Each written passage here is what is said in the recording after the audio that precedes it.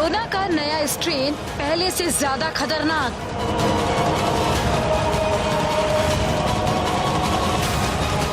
नए स्ट्रेन पर मौजूद वैक्सीन होगी कितनी असरदार?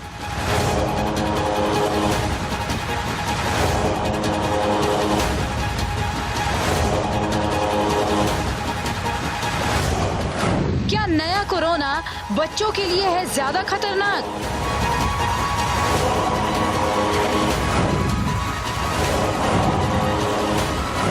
क्या नया कोरोना मरीजों को भी कर सकता है संक्रमित?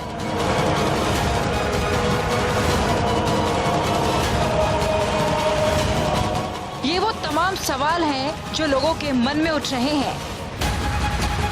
ब्रिटेन से आए कोरोना वायरस के नए वेरिएंट ने पूरी दुनिया में तहलका मचा दिया है। भारत समेत कई देशों ने ब्रिटेन से आने जाने वाली उड़ानों पर भी पाबंदी तो लगा दी, लेकिन वो इस खतरे से अछूते नहीं रहे। भारत में 6 लोगों में कोरोना का नया स्ट्रेन पाया गया है। बेंगलुरु, हैदराबाद, पुणे के लैब में जांच के लिए गए सैंपल्स में से 6 लोगों में नए स्ट्रेन की पुष्टि हुई है। ये सभी लोग ब्रिटेन से आए थे। भारत में नया कोरोना मिलने से सरकार अलर्ट है और लगातार हालात पर नजर बनाए हुए है। और ये नया स्ट्रेन ही आपकी सेहत से जुड़ा हुआ, कोरोना से जुड़ा हुआ सबसे बड़ा अपडेट है। और फिक्र वाली बात यह कि बहुत तेजी से संक्रमण फैलता है, और फिक्र इसलिए भी क्योंकि ब्रिटेन का नया स्ट्रेन अब हिंदुस्तान पहुंच चुका है। यहाँ भारत में नए स्ट्रेन से संक्रमित 6 मरीज मिले हैं। बड़ी खबर है इस वक्त की, ब्रिटेन से लौटे इन 6 लोगों में ये नया स्ट्रेन पाया गया है। यानी वायरस जिस तरह से म्यूटेट कर रहा है या बदल रहा है खुद को, उसका नया स्ट्रेन 6 लोगों में मिला है। बेंगलुरु, पुणे और हैदराबाद में टेस्ट के बाद ये पुष्टि हुई है। और अब ये नया स्ट्रेन धीरे धीरे पूरी दुनिया में न फैल जाए, इसको लेकर तमाम देशों में अलर्ट पहले से ही है। दिशा निर्देश जारी कर दिए गए हैं और इसीलिए भारत सरकार ने भी एहतियात बरतते हुए नए साल के जश्न पर भी कई जगह रोक लगा दी है। गैदरिंग के लिए मना कर दिया है, पार्टी नहीं कर सकेंगे, जश्न किसी तरह का ना हो, ताकि ये नया स्ट्रेन फैलने से रोका जा सके। फिलहाल जो विदेशों से यात्री लौट रहे थे उन्हें क्वारंटीन किया गया, जो पॉजिटिव पाया गया उन पर रिसर्च चली। और अब ये फिक्र वाली बात है कि ब्रिटेन का वो नया स्ट्रेन जो लगातार खतरा बना हुआ है, 6 लोगों में पुष्टि हो गई है और बहुत तेजी से संक्रमण बढ़ता है। करीब 75% तेजी से ये संक्रमण फैलेगा। स्ट्रेन को देखिए गौर से, कहां ये स्ट्रेन मिल चुका है। फ्रांस में स्ट्रेन मिल चुका है, हालांकि भारत ब्रिटेन के यात्रियों के जरिए भारत में पहुंचा। दक्षिण अफ्रीका में ये स्ट्रेन मिला है।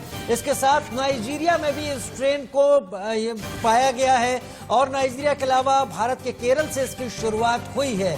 बेंगलुरु, पुणे, हैदराबाद, इन तमाम जगहों पर टेस्ट करके ये पाया गया कि ये नया स्ट्रेन अब भारत में भी दाखिल हो चुका है। अब जरा आप याद करके देखिए, जब कोरोना की शुरुआत हिंदुस्तान में हुई थी तो कांटेक्ट ट्रेसिंग होती थी। जो संपर्क में आते थे उन्हें निगरानी में रखा जाता था, क्वारंटीन किया जाता था। नए स्ट्रेन के साथ भी ऐसा ही होगा। करीब वही शुरू हो गया है। रचना में केंद्रीय स्वास्थ्य सचिव राजेश भूषण ने कहा कि ब्रिटेन, साउथ अफ्रीका के स्ट्रेन के बारे में भारत को चिंता करने की हालांकि जरूरत नहीं है। जो यूके का एक नया म्यूटेशन आया है जो कि कंटेजियसनेस दिखाता है क्लासिकल वायरस से ज्यादा, एक कंसर्न हमारे सामने पेश करता है। इन अ वे इट वाज एक्सपेक्टेड कि ऐसी म्यूटेशन हो सकती है, छोटी छोटी होती ही रहती है, लेकिन जब आया है तो क्लियरली एक डिस्टेबलाइज करता है हमारी तैयारी को, हमारे सिस्टम को, दुनिया में भी, अपने देश में भी। और आज जैसे प्रेस रिलीज में आपको बताया गया कि हम जो सिस्टमैटिक स्क्रीनिंग कर रहे हैं उसमें 6 केसेस कम से कम दिख गए हैं और अभी और काम चल रहा है। So this variant has travelled to other countries, several countries, but also to India. स्वास्थ्य विभाग की तरफ से जानकारी दी गई, 6 लोगों में नए स्ट्रेन की पुष्टि हो गई है, लेकिन कहा है कि हालात कंट्रोल में है, किसी भी तरह से डरने घबराने की जरूरत नहीं। नए स्ट्रेन पर तमिलनाडु के स्वास्थ्य सचिव क्या कह रहे हैं वो भी सुनिए। Today in Tamil Nadu, one person has been identified as UK strain, having UK strain. On the day of arrival itself, he was isolated. We are keeping him in a separate room and providing the treatment. We have expanded the test. हालांकि भारत में बड़े आला अधिकारियों का यह कहना है कि भारत को फिलहाल चिंता करने की जरूरत नहीं है, लेकिन भारत में ये स्ट्रेन पाए गए 6 लोगों में पॉजिटिव होने की पुष्टि भी हो गई है। हमारे साथ डॉक्टर अमित अरोड़ा लंदन से सीधे इस वक्त लाइव जुड़ रहे हैं। स्वागत है आपका इंडिया न्यूज में। जिस तरीके से नए स्ट्रेन की बात हो रही है, 2020 तो डर के साए में निकल गया, 2021 सामने है। हम उम्मीद कर रहे थे कि वैक्सीन आ जाएगी और फिर ये पैंडेमिक चली जाएगी, लेकिन नया स्ट्रेन आया है। ब्रिटेन में किस तरीके से टैकल किया जा रहा है और भारत को क्या किए जाने की जरूरत आपको लगती है?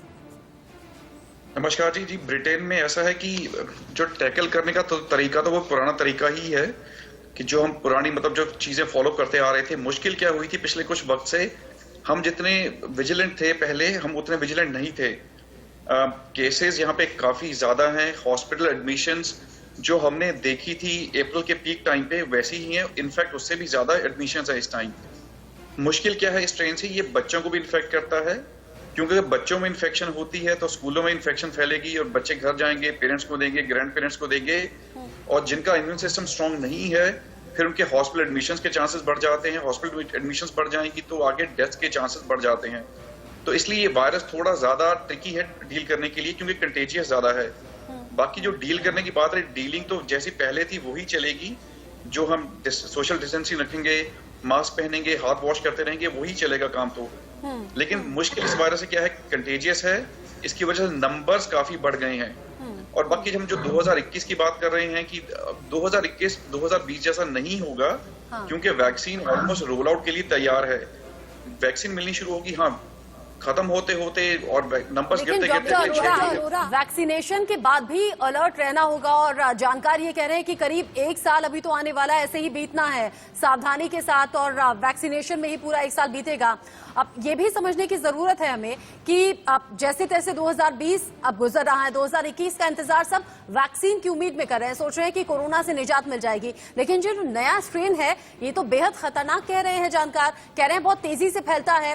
पहले कहा जा रहा था 5 मिनट साथ में बैठ लिए तो संक्रमण का खतरा है, इसमें तो चंद सेकंड के साथ संक्रमण का खतरा बढ़ जाएगा। ऐसे में खुद को सिक्योर रखना कैसे पॉसिबल हो पाएगा?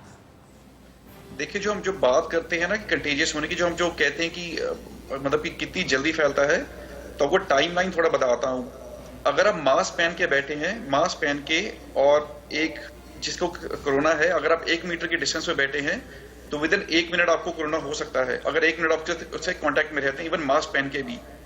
और अगर आप 2 मीटर के डिस्टेंस पे रहते हैं तो अगर 15 मिनट उसके साथ कांटेक्ट में रहते हैं, 2 मीटर के डिस्टेंस पे 15 मिनट का कांटेक्ट, तब आपको चांसेस फिर बढ़ जाते हैं। यानी कि 1 मीटर 1 मिनट, 2 मीटर 15 मिनट के अंदर आपको कैच करने के चांसेस बढ़ जाते हैं।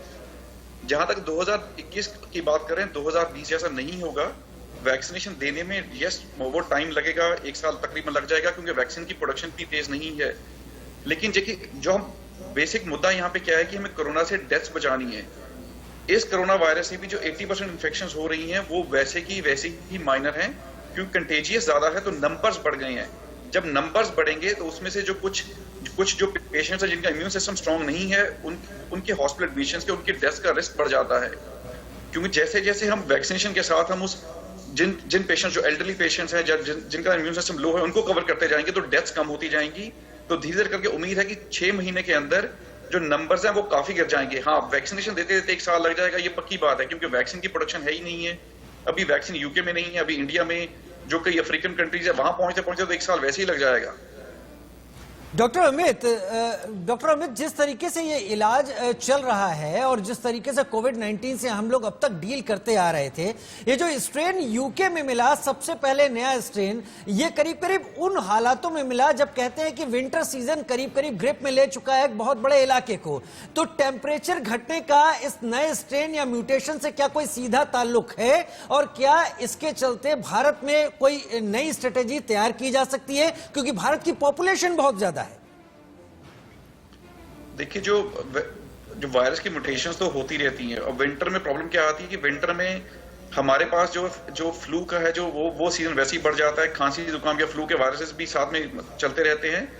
अब उसकी वजह से इसमें म्यूटेशन हुई है या वैसे वायरस में म्यूटेशन एक नॉर्मली हुई है, नेचुरली हुई है, वो कहना बहुत मुश्किल होगा।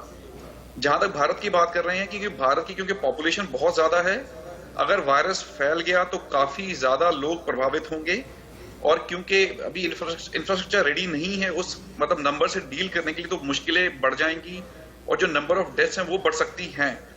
लेकिन जैसा कि अभी मैं न्यूज में सुन रहा था कि जो पेशेंट्स को आइडेंटिफाई करके उनको क्वारंटीन में कर दिया गया है, तो वो एक अच्छा तरीका है, अच्छी स्ट्रेटेजी है। लेकिन अभी मेन तो यही है कि जो लोग पकड़े जाएं उनको, इनफैक्ट सिर्फ यही स्ट्रेन वाले नहीं, जिनको भी कोरोना है वो अगर सेल्फ आइसोलेशन में चले जाएं, उनको आइसोलेट कर दिया जाए, तो नंबर्स को हम वैसे ही गिरा सकते हैं। डॉक्टर अरोड़ा, लेकिन जुलाई के बाद ये पहली बार हो रहा है जब देश में संख्या घटी है। एक वक्त वो भी था जब 90,000 के ऊपर पहुंच गए थे, करीब करीब 1 लाख केसेस रोज आ रहे थे, लेकिन जुलाई के बाद ये पहली बार हो रहा है, करीब करीब 20,000 केसेस रोजाना के सामने आ रहे हैं। इसकी वजह आपको क्या समझ में आती है? क्या लोगों ने टेस्ट कम कराने शुरू कर दिए हैं, या क्या इसे हर्ड इम्यूनिटी से जोड़कर हम देखें, या फिर कोरोना खत्म हो रहा है? जी, कोरोना खत्म तो नहीं हो रहा, जो ये कह सकते हैं कि एक हर्ड इम्यूनिटी का कंसेप्ट हो सकता है, क्योंकि एक ना जो मेरे दोस्त हैं जो इंडिया में हैं, उन्होंने बताया कि एक लुधियाना के एक एरिया में स्मॉल पॉपुलेशन को टेस्ट किया था, वहां पे स्मॉल पॉपुलेशन में 70% लोगों को एंटीबॉडीज पॉजिटिव आए थे। अगर 70% लोगों को एंटीबॉडीज पॉजिटिव आए थे, तो इसका मतलब है कि वो एक हर्ड इम्यूनिटी की तरफ इशारा करती हैं। तो ये कहना बहुत मुश्किल है कि इंडिया में कितनों को हुआ कितनों को नहीं हुआ, क्योंकि सभी लोगों की टेस्टिंग नहीं हो पाई। पहले तो ये देखें कि जो काफी लोगों को माइनर इन्फेक्शन हुई, काफी लोगों ने इसको खांसी जुकाम की तरह लिया होगा, उन लोगों ने टेस्टिंग नहीं करवाई होगी। यूके में भी हुआ, अमेरिका में भी हुआ, वर्ल्ड ओवर यही हुआ, जिनको माइनर सिम्टम हुए, काफी लोगों की तो टेस्टिंग नहीं हुई। टेस्टिंग नहीं हुई तो हमें असली नंबर्स जो हमें पता नहीं चलेंगे। ये अच्छी बात है कि इंडिया में नंबर्स गिरते जा रहे हैं, अभी भी गिर रहे हैं, तो एक अच्छी बात है।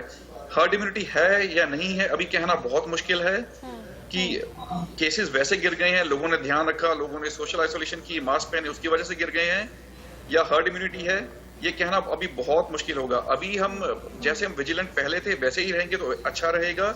अगर अभी गार्ड्स हम ढीले कर देंगे तो वो ठीक नहीं रहेगा, अभी केसेस दोबारा बढ़ने के चांसेस फिर बढ़ जाएंगे। डॉक्टर अरोड़ा, हमारी आपसे पहले भी दिल्ली में एम्स के डायरेक्टर डॉक्टर रणदीप गुलेरिया से भी बात हुई थी, और उनसे बात करते वक्त एक बात उन्होंने कही थी इस नए स्ट्रेन को लेकर, वायरस के एक नए फॉर्म को लेकर, और उन्होंने कहा था कि यह संक्रामक है, कॉन्टेजियस है, फैलता बहुत तेजी से है, लेकिन अब तक ये डेडली साबित हुआ है। ऐसी रिपोर्ट्स वर्ल्ड के किसी कोने से आई नहीं है, यानी हम जैसे डील कर रहे थे उससे डील कर सकते हैं। तो क्या माना जाए कि जो लोग हैं उन्हें केवल वो SMS यानी सोशल डिस्टेंसिंग, मास्क और सैनिटाइजेशन, इसी SMS को करने की जरूरत है, डरने की कोई जरूरत नहीं है? देखिए, जैसे मैंने आपको पहले भी अभी कहा कि जैसे कि जब नंबर्स बढ़ते हैं, तो नंबर्स जब बढ़ेंगे तो उन लोगों को भी इन्फेक्ट करेगा जिनके इम्यून सिस्टम स्ट्रांग नहीं है। जैसे कि आपको एग्जांपल देता हूं, एक मैथमेटिकल मॉडल को आप सोच के देखें। अगर एक पेशेंट है कोरोना को, वो आगे 3 पेशेंट्स को इन्फेक्ट कर रहा है, और इस केस में क्या है, क्योंकि ये 5 पेशेंट्स को इन्फेक्ट करेगा 3 की बजाय, जो अगले 3 है वो 3 के 9 को करेंगे, जो यहाँ 5 के 25 हो जाएंगे, वहां 9 के 27 होंगे, या 25 के 125 हो जाएंगे। तो नंबर्स बहुत तेजी से बढ़ेंगे। ठीक है, जब नंबर्स बढ़ेंगे तो उसमें कुछ लोग वो भी इफेक्ट होंगे जिनका इम्यून सिस्टम स्ट्रांग नहीं है, जिसकी वजह से हॉस्पिटल एडमिशन बढ़ जाएंगी। यूके में ये डेडली नहीं है, लेकिन क्योंकि नंबर्स बढ़ गए हैं, नंबर्स बढ़ने की वजह से एल्डरली पेशेंट्स को इन्फेक्ट हुआ है, जिसकी वजह से जिनका इम्यून सिस्टम स्ट्रांग नहीं है वो हॉस्पिटल में एडमिशन हो रही है काफी ज्यादा। यहाँ के हॉस्पिटल भर चुके हैं कोरोना वायरस के पेशेंट्स के साथ। डॉक्टर अरोड़ा, आपने एक बात तो बिल्कुल ठीक कही थी कि हो सकता है ठंड का मौसम है, सर्दी जुकाम बुखार बहुत आम सी बात होती है, ऐसे में हो सकता है कि बहुत से लोगों को कोरोना टच करके निकल गया हो, मालूम भी ना पड़ा हो, क्योंकि देश में जब 93 लाख संक्रमितों की संख्या थी उस वक्त सीरो सर्वे की रिपोर्ट कहती थी कि 7.5 करोड़ लोगों में एंटीबॉडीज पाई गई हैं। अब ऐसे में आप कह रहे हैं मास्क लगाइए, सोशल डिस्टेंसिंग का इस्तेमाल करना है आपको, और साथ ही साथ हाइजीन का बहुत ज्यादा ख्याल रखना है। लेकिन एक फिक्र की बात, अभी जब वैक्सीनेशन को लेकर चर्चा हो रही है तो आम लोगों में हो रही है कि बच्चों के लिए तो वैक्सीन है ही नहीं, घर के बच्चों को हम सेफ सिक्योर कैसे रखेंगे, उन्हें संक्रमण होने से कैसे बचाएंगे? देखिए, बच्चों में आप ये भी देखेंगे, बच्चों यंग पेशेंट में डेथ रेट भी कम है। ठीक है, जब हमने वैक्सीनेशन देने का जो पहला मोटिव रहेगा वो है कि एल्डरली पॉपुलेशन को कवर करना, और जिनको अंडरलाइंग हार्ट प्रॉब्लम्स है या अंडरलाइंग हेल्थ प्रॉब्लम्स है उनको कवर करना। जब वो सब कवर हो जाएंगे पेशेंट्स, तो आप देखेंगे डेथ रेट कम हो जाएगा अपने आप। देखिए, हम कोरोना से इसलिए घबरा रहे हैं क्योंकि कोरोना की वजह से काफी डेथ्स हुई हैं, काफी लोगों को हार्ट अटैक्स भी हुए, स्ट्रोक भी हुए, मल्टी ऑर्गन फेलियर भी हुए। जब ये सब कुछ रुक जाएगा वैक्सीनेशन से, और उसके बाद कोरोना एक सिंपल वायरस की तरह बन के रह जाएगा। अगर वायरस होता भी है तो किसी की डेथ नहीं होगी, किसी को हॉस्पिटल एडमिशन नहीं होगी, किसी का ऑर्गन डैमेज नहीं होगा, फिर हम इस वायरस से डरने की जरूरत नहीं रहेगी। अगर बच्चों की वैक्सीन नहीं बनी तो भी कोई बात नहीं है, फिलहाल बननी चाहिए। हम वेट करेंगे कि वैक्सीन जल्दी है। मॉडर्ना ने ट्रायल शुरू कर दी है अमेरिका में। लेकिन अगर आप देखें, अगर हम काफी बड़ी पॉपुलेशन को भी जो वैक्सीन बन चुकी है उससे कवर कर देंगे तो बच्चे काफी हद तक बच्चे उसमें कवर हो जाएंगे, क्योंकि हमें वैक्सीनेशन 100% नहीं करनी है। हमें वैक्सीनेशन का टारगेट रखना है 70-80%। अगर हमने 70-80% पॉपुलेशन को भी कवर कर दिया, उससे भी हर्ड इम्यूनिटी बन जाएगी।